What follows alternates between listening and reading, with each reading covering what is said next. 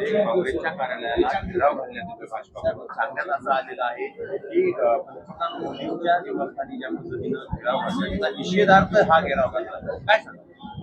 मला असं वाटतं की भारतामध्ये आता लोकशाही फक्त नावापुरती राहिलेली आहे. देशभरामध्ये काय चाललंय हे आपल्या सगळ्यांना माहिती आहे आणि देशवासीय हे सगळं पाहत आहेत. विद्यार्थ्यांवर जे काही अत्याचार होत आहेत ते अत्याचार हे आता काही लपून राहिलेले नाही आहेत. विद्यार्थ्यांनी आपल्या हक्कासाठी लोकसभेमध्ये लोकसभेला घेराव घालण्याच्या संदर्भामध्ये पावलं उचलली आणि तिथं जो काही लाठीमार झाला आणि तिथं जी काही मारहाण झाली याचा निषेध देशातच नाही तर जगात होतोय.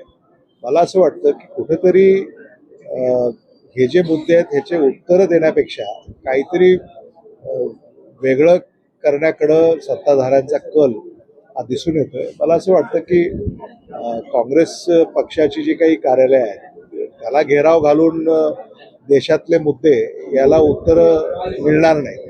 अजूनही माझी सत्ताधाऱ्यांना विनंती आहे की मूळ मुद्दे काय आहेत त्याच्यावरती त्यांनी लक्ष द्यावं, ना की जे मुद्दे नाहीत ते उपस्थित करावेत. एकीकडे पाऊस नाही